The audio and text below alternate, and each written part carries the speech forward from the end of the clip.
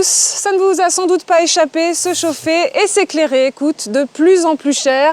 150 €, c'est ce que nous dépensons en moyenne chaque mois pour l'énergie, selon nos partenaires de 60 millions de consommateurs. Et en un an, les prix ont encore bondi de 12%. Alors aujourd'hui, c'est notre affaire s'intéresse aux moyens de faire baisser cette facture, voire d'aller plus loin en optant pour une maison économe. La famille qui nous reçoit aujourd'hui dans sa maison à Étampes, en région parisienne, a opté pour une maison basse consommation. Quelles sont ses caractéristiques? A-t-elle fait des économies? C'est ce que nous verrons. Et puis, malgré l'ouverture à la concurrence en 2007, les Français restent fidèles à EDF et GDF pour se fournir en énergie. À tort ou à raison, faut-il changer d'opérateur? Réponse dans quelques minutes. Enfin, utiliser son eau intelligemment, c'est possible. Nous irons dans un magasin de bricolage pour voir dans quel équipement investir pour récupérer son eau de pluie.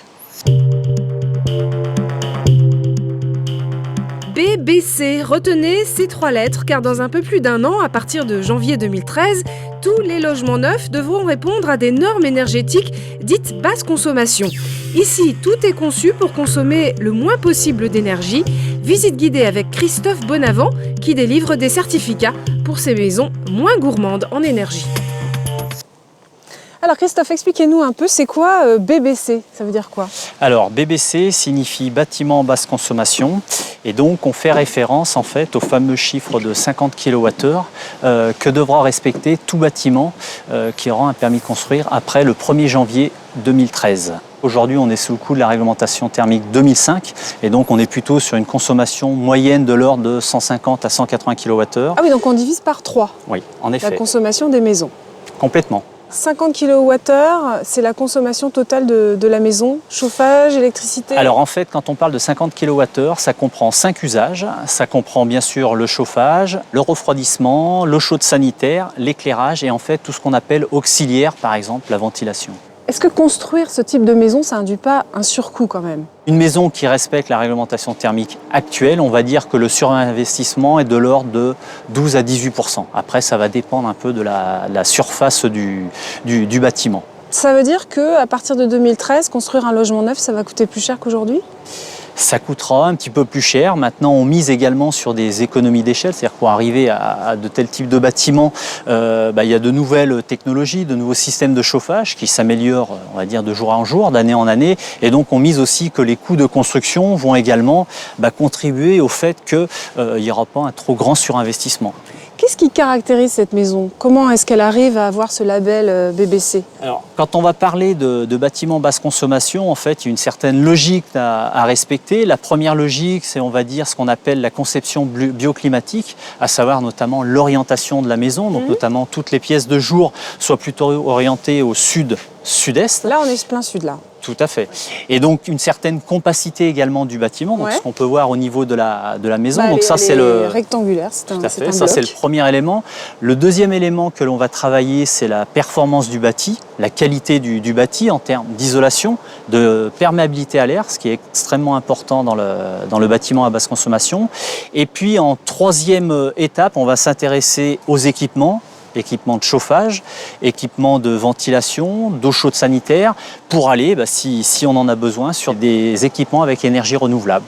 Et aujourd'hui, je veux me lancer dans la construction d'une maison comme celle-ci. Je me tourne vers qui? Alors, moi, j'aurais qu'un conseil, c'est faire appel déjà à un vrai professionnel. Dans ces professionnels, il y a différents choix. Il y a notamment pour nous, parce qu'on travaille en majorité avec ces gens-là, les constructeurs de maisons individuelles qui proposeront un contrat très protecteur avec un engagement sur le prix, sur le délai, avec des garanties également si le constructeur vient à faire défaut pour que la maison soit bien terminée. Et j'irais même plus loin, je conseillerais de prendre un constructeur qui dispose d'une certification qui sera un gage de qualité supérieure. Merci Christophe. Avec plaisir. On vient de voir ce qui va se passer pour les logements neufs. Lorsqu'on n'a pas les moyens d'investir dans une maison BBC, on peut néanmoins aménager sa maison ou son appartement pour éviter les déperditions d'énergie. Il faut pour cela faire un diagnostic thermique. Mode d'emploi tout de suite. En France, qu'il s'agisse d'un appartement ou d'une maison individuelle, le parc immobilier est vieillissant et particulièrement énergivore. La note énergétique moyenne de nos habitations se situe entre D et G. Or, selon le Grenelle de l'environnement, toutes les habitations doivent, d'ici 2020, réduire de moitié leurs dépenses de gaz, d'électricité ou de fioul. Mais pour atteindre cet objectif, encore faut-il savoir où on en est et comment faire. Christophe Legrand vient tout juste d'acquérir cette maison en bois, construite dans les années 80 et rénovée il y a moins de 5 ans. Il souhaite maintenant savoir comment améliorer les performances énergétiques de son logement. Étant donné que tous les appareils sont électriques, on situe cette consommation d'électricité à peu près à 120 € mensuels, quoi. À partir du moment où on a une surface qui est à peu près équivalente à 130 mètres carrés. Avec un bon diagnostic en nous disant voilà les points isolés, peut-être qu'on peut abaisser sensiblement cette facture d'électricité. Oui. Il a donc décidé de faire appel à des contrôleurs thermiques. On sort notre matériel, oui. Leur mission, repérer les différents points par lesquels la maison perd de la chaleur. Pour cela, ils vont utiliser de drôles d'engins. C'est une porte soufflante. Donc, pour venir obturer donc, la porte d'entrée, il n'y aura plus d'entrée d'air. Maintenant, je vais mettre le ventilateur en place. Alors là, on va faire donc une dépression au niveau de la maison. Donc, une entrée d'air, mettre la maison en pression complète en air pour voir après avec une caméra thermique, voir les fuites éventuelles. Donc là, maintenant, il y a une étape importante. Il faut boucher donc toutes les entrées d'air, c'est-à-dire donc tout ce qui est entrée d'air des baies et aussi la VMC. Pour repérer les fuites, ils vont d'abord utiliser cette caméra thermique. L'idée va être de faire la différence entre les zones chaudes et les zones froides, qui vont être les déperditions par lesquelles cet hiver, le chauffage va malheureusement s'échapper. Toutes les zones bleues que vous voyez à l'image sont des entrées d'air froid. Ce qui est très étonnant, c'est que les fuites ne correspondent pas forcément à des entrées d'air visibles, même si dans cette maison, comme pour quasiment tous les logements individuels, il y a certains points de fuite qui ne surprennent pas. L'air froid s'engouffre naturellement par ce qui est le plus simple, c'est-à-dire les prises électriques, donc vous allez avoir une sensation de courant d'air. Les ouvrants, si vous mettez votre main, vous allez sentir un courant d'air. Ça, c'est quelque chose de récurrent au sein des bâtiments. Et les bouches de VMC, si elles ne sont pas hermétiquement posées, vous allez avoir une sensation de froid. Laurent Gadiot va ainsi passer au crible toutes les pièces de la maison. Sur mon écran, j'ai que du rouge. La pièce est plutôt bien hermétique et bien isolée. Mais c'est dans la chambre principale qu'il va découvrir une fuite d'air inattendue derrière le lit. On a une pièce plutôt homogène. Or là, où on a une perte de 3 degrés. Avec le temps, cette maison est de 1989. Peut-être que l'isolation est manquante ici. On ne l'aurait pas vu sans la caméra parce qu'après tout, comme en dessous on a la salle à manger, on se dit qu'il ne peut pas y avoir de déperdition à ce niveau-là. Mais en réfléchissant un petit peu plus, on a le grenier qui est derrière et donc apparemment il y a un défaut au niveau de la cloison. Je vous conseille d'aller regarder dans le grenier et remettre un peu d'isolation. Et pour confirmer l'inspection, Philippe va utiliser ce fumigène avec un résultat plutôt frappant. Je vais passer donc la fumée autour de la baie. Alors là, est-ce que ça rentre? Ah oui, c'est incontestable, ça rentre. Oui. Mais la maison est aérée, quoi. Donc ça indique bien qu'il y a un passage d'air à ce niveau-là. Bilan. Alors, au final, cette maison? Donc cette maison a quelques petits soucis de fuite d'air. C'est-à-dire que si on avait regroupé toutes les fuites d'air du bâtiment, on aurait l'équivalent d'un trou dans un mur d'un cercle de 30 cm. Tout à fait. Ça correspond exactement à ce que j'ai vu, moi, sur les petites déperditions qu'on a trouvées un peu partout, sur les bas de murs, en haut des coffres, des baies vitrées, sur les ouvrants. Ce contrôle coûte entre 300 et 500 €. Mais pour réaliser un véritable audit thermique de son logement, il faut plutôt compter entre 800 et 1000 €. Cet audit plus complet vous indiquera les problèmes tout en vous proposant les travaux à effectuer pour les résoudre. C'est ce qu'a choisi Jérôme pour sa future maison. Après le bilan, il a entrepris les travaux avec l'aide de Pierre Manuel, ingénieur thermicien. Le premier poste de préconisation, c'était avant tout l'isolation. Donc il y avait une grosse part d'isolation sur les murs. Il y avait ensuite toutes les menuiseries. En troisième lieu, il y avait le système de chauffage. C'est dépendant en fait de tout le reste parce que l'utilisation de la chaudière elle est moindre si on a fait une isolation. Un investissement qui a tout de même un coût, 70 000 €. Au final, il a une maison qui est moins chère à l'utilisation.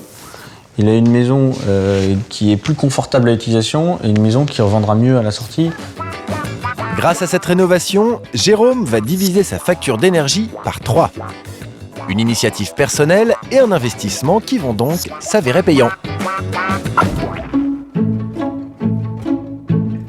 maison de demain sera donc moins gourmande en énergie. Dès 2013, les bâtiments neufs devront consommer 2 à 3 fois moins d'énergie qu'aujourd'hui. Une bonne nouvelle pour nos factures, en théorie. La famille Weber-Gorel a tenté l'aventure d'une maison basse consommation. Je vais lui demander à quel prix. Alors Véronique, en fait, vous habitez ici depuis combien de temps ? Donc ça fait 1 an qu'on habite ici. On a déménagé au mois de juillet l'année dernière. D'accord, expliquez-moi un peu la démarche de faire construire une maison basse consommation. Alors en fait, on avait envie d'avoir une maison, de la faire nous-mêmes et qu'elle ait une empreinte énergétique la plus basse possible. Les plans ont été faits par un architecte et puis la maison a quasiment entièrement été faite par un seul artisan, un charpentier, puisque c'est une maison en bois. Oui, on a vu à l'extérieur, c'est très joli d'ailleurs, c'est très réussi. Vous aviez quel budget pour cette maison ? Alors pour la maison, on avait au départ comme objectif d'avoir une maison à 250 000 €. Oui. Au final, tout compris, elle coûte plutôt 450 000 €. D'accord, donc quand même quasiment 2 fois plus que ce que vous aviez prévu. Qu'est-ce qui s'est passé ? Eh bien, sûrement que notre budget initial était trop serré.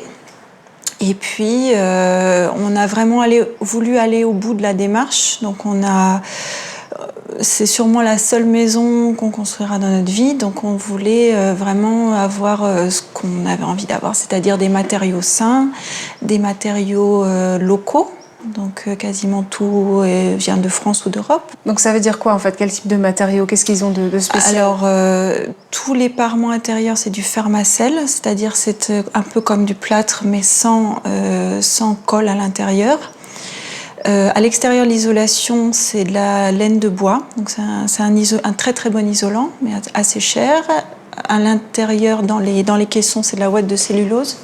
Ça, c'est aussi un matériau qui n'est pas très répandu, qui mériterait d'être plus. On a une belle cheminée. Voilà, ça c'est un peu un luxe, elle est des deux côtés. J'en profite puisque vous parlez de la cheminée, c'est elle qui chauffe principalement la pièce en hiver ? Toute la maison. Toute la maison ? Oui. Donc la cheminée, elle est centrale, elle est entre la cuisine et le salon. Donc ça chauffe déjà tout l'espace et la chaleur monte naturellement.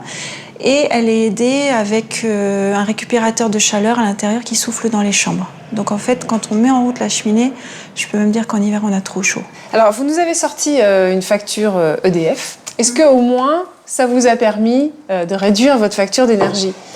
Alors oui, donc nous on a 200 mètres carrés ici et on paye 800 € par an. Donc c'est notre première facture d'électricité, puisqu'on a des chauffages d'appoint électriques, on n'a pas de chauffage central. Donc c'est des chauffages qui se mettent en route principalement tout seul le matin. Donc en tout et pour tout, pour chauffer, éclairer la maison, ça coûte un peu moins de 75 € par mois, quoi. Voilà. C'est vrai que c'est assez imbattable. Par contre, vous avez explosé vos budgets pour la construction, on a bien compris. Est-ce que vous avez eu quand même des aides fiscales ? Oui. Donc comme c'est une maison qui est labellisée BBC, on a eu un crédit d'impôt. C'est-à-dire que les intérêts d'emprunt sont jusqu'à 40% déductibles de nos impôts. Merci beaucoup Véronique de nous avoir reçus. Merci. Voilà 4 ans que le marché est ouvert et pourtant en matière de fournisseurs d'énergie, les Français restent fidèles à EDF et GDF. Une quinzaine de petits nouveaux, c'est pourtant positionné sur le marché. Alors que propose-t-il ? Peut-on réellement faire des économies en changeant d'opérateur ? Que faire en cas de litige de plus en plus nombreux sur les factures ?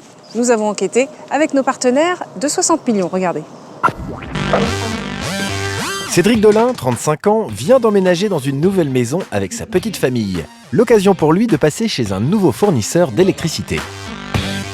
C'est très simple, il suffit d'appeler